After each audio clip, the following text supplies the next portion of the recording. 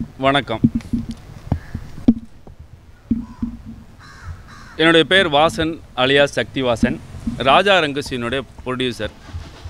இவர் என்னுடைய நண்பர் முகமது அஸ்லாம்.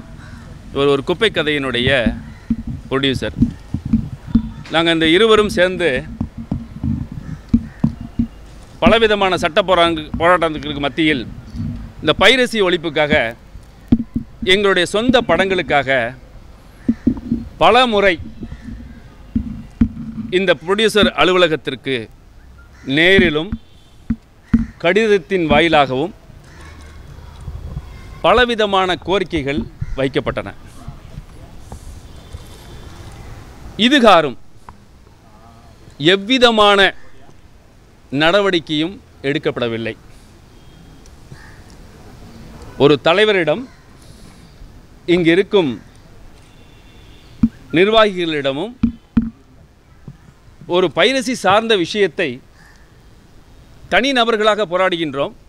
இதற்கு எந்த விதமான ஒத்துழைப்பும் கொடுக்கவில்லைங்கிறது எங்களுடைய மிகப்பெரிய ஒரு வருத்தமான ஒரு செயல். நாங்கள் உங்ககிட்ட வந்து பெரிய நலத்திட்டங்கள் கொடுங்க, அது கொடுங்க, இது கொடுங்கன்னு கேட்க கிடையாது.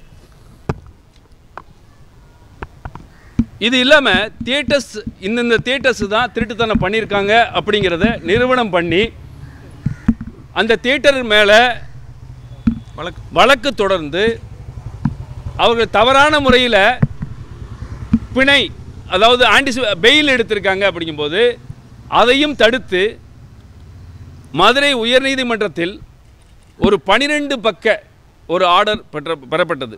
தவறான முறையில் வந்து ஒரு ஆன்டிசிபேட் பெயில் வந்து அவங்க அதுக்கு முயற்சி பண்ணி ஆவணங்களை அழித்து பண்ண விஷயங்களுக்கு நாங்கள் தனிநபர்களாக போராடி 12 பக்கத்துக்கு கொடுத்துருக்காங்க.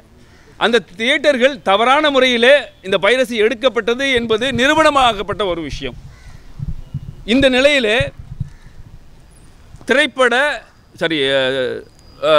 தியேட்டர் அசோசியேஷனாவது அந்த எந்த தியேட்டர் தவறு செய்தார்களோ அவர்களுக்கு சாதகமாக அந்த சங்கமே ஒரு ரிட் மனு சென்னை உயர்நீதிமன்றத்திலே தாக்கல் செய்கின்றது. அதற்கு எதன் சார்பாக தாக்கல் செய்யப்படுகிறது? ஒரு தியேட்டர் சங்க அசோசியேஷன் வந்து ஹெல்ப் பண்ணுது. இதுக்கு இன்டர்வீன் பண்ண வேண்டியது யாருன்னு கேட்டிங்கன்னா ஒரு ப்ரொடியூசர் கவுன்சிலேருந்து பண்ணணும்.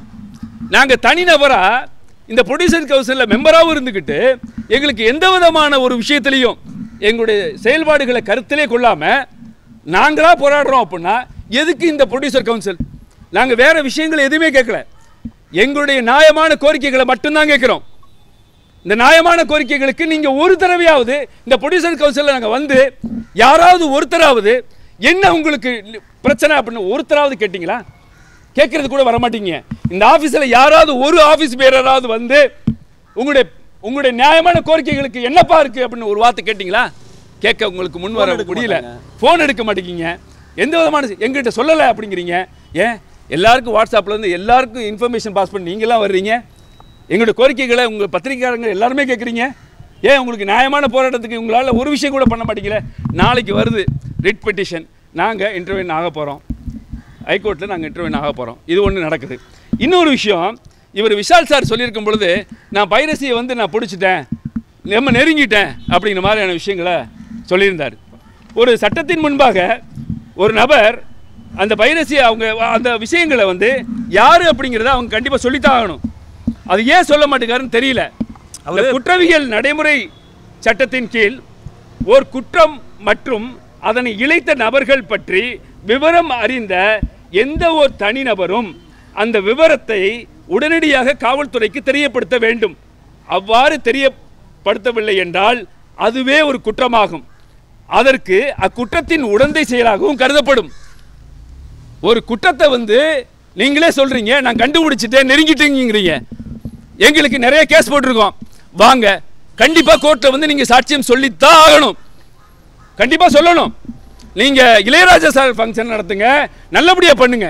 ஆனால் ஒரு சாதாரண ஒரு மெம்பருடைய கோரிக்கையை உங்களால் ஏற்றுக்கொள்ள முடியல அப்படின்னால் நாங்கள் எந்த நிலையில் இருக்கிறோம்? நாங்கள் மற்ற விஷயத்துக்கு வரல. அதே நேரத்தில் இந்த ஒரு 4 விதமான கோரிக்கைகளை நாங்கள் வைக்கிறோம். இந்த 4 விதமான கோரிக்கைகள் 7 நாட்களுக்குள் நீங்கள் கண்டிப்பாக நிறைவேற்றணும்னு நாங்கள் நினைக்கிறோம். நிறைவேற்றாத பட்சத்தில் உள்ளிருப்பு போராட்டமாக நாங்கள் கண்டிப்பாக வந்து காலவரையற்ற உண்ணாவிரத போராட்டம் அறவழியிலே நாங்கள் நடத்துவோம். ஒரு எந்த விதமான பதிலுக்கும் எங்களுக்கு ஒரு ரிப்ளை இல்லைங்கிறது மிகவும் வருத்தப்பட வேதனைப்படக்கூடிய விஷயம். நீங்கள் பேசுங்க சார். ஸோ நீங்கள் தான் கேளுங்க. கோரிக்கைகள் வந்து அதாவது ஒரு குப்பை கதை, ராஜா ரங்குஸ்கி படம், இந்த மாதிரி ஒரு 9 தியேட்டர்களுக்கு வந்து தலைவர் விஷால் வந்து நாங்கள் வந்து இனிமேல் எந்த விதமான ஒத்துழைப்பும் கொடுக்க மாட்டோம்னு சொல்லி அவர் ப்ரெஸ் மீட் உங்களை வச்சு தான் கொடுத்தாரு. சண்டைக்கோழி 2 படம் ரிலீஸ் ஆகும் பொழுது இனிமேல் அந்த தியேட்டர்களுக்கு படமே கொடுக்க மாட்டேன் அப்படின்னு அவரை ப்ரெஸ் மீட்டில் சொன்னார். ஆனால் சொல்லி அடுத்த அதே நாளில் வந்து அதை உடைச்சிட்டாரு. ப்ரெஸ் மீட்டு வச்சு கொடுத்தார்ல, இந்த தியேட்டர்களுக்கு நான் வந்து இனிமேல் படம் தர மாட்டோம் அப்படின்னு சொல்லி கியூபுக்கு லெட்டர் அனுப்புகிறாரு, எக்ஸிபியூட்டிவ் அசோசியேஷனுக்கு லெட்டர் அனுப்புகிறாரு, திரைப்பட தயாரிப்பாளர் தியேட்டர் உரிமையாளர்களுக்கு வந்து லெட்டர் அனுப்புகிறாரு, ப்ரெஸ்லேயும் சொல்கிறாரு.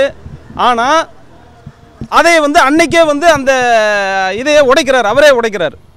அப்போது அவர் வந்து அவருடைய சுயநலத்துக்காக ஒரு ப்ரெஸ்ஸை வச்சு சொல்கிறாரு. அதையும் சொல்லணுமில்ல, நான் வந்து வேறு வழி இல்லை தியேட்டர்களுக்கு படம் கொடுத்தானுன்னு அதே ப்ரெஸ்ஸை வச்சு சொல்லணுமில்ல.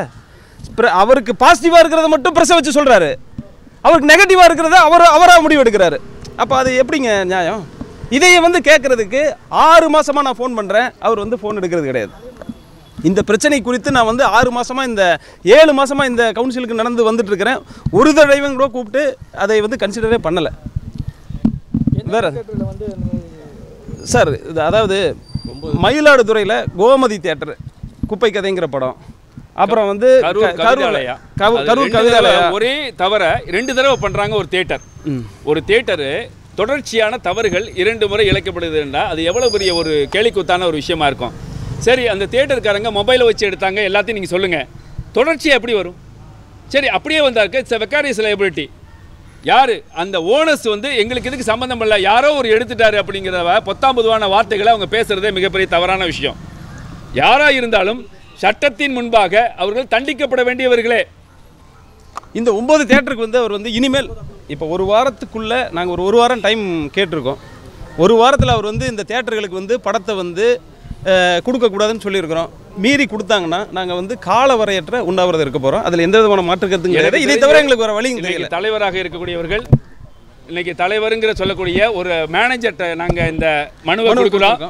இது வரைக்கும் வந்து இந்த உறுப்பினர்கள் ஈசி மெம்பரோ யார்கிட்டையும் எங்களால் பார்க்க முடியல. இந்த மாதிரியான ஒரு சூழ்நிலையில் நாங்களும் ஒரு மெம்பருங்கிற முறையில் இங்கே ஒரு மேனேஜரை பார்த்து கொடுக்குறோம், உங்கள்கிட்ட பேட்டி கொடுக்குறோம். இதன் வாயிலாக அவங்க தெரிஞ்சுக்கிட்டோம். நாளைக்கு விஷால் சார் கம்பல்சரி எங்களை கூப்பிடுவார்னு நினைக்கிறேன். என்ன கோரிக்கைங்கிற நீங்கள் கூப்பிடணும். 7 நாட்களுக்குள் நீங்கள் எங்களுக்கு உரிய பதில்களை இதில் கொடுக்கப்பட்ட 4 கோரிக்கைகளை நிறைவேற்றுவீங்கன்னு நாங்கள் நினைக்கிறோம். அப்படி நிறைவேற்றாத பட்சத்தில் இந்த ப்ரொடியூசர் கவுன்சில் வாயிலில் பாதிக்கப்பட்ட பைரசியினால் பாதிக்கப்பட்டவர்கள் நாங்கள் கடைசி வரைக்கும் உண்ணாவிரத போராட்டம் அறவழியில் நடைபெறும்.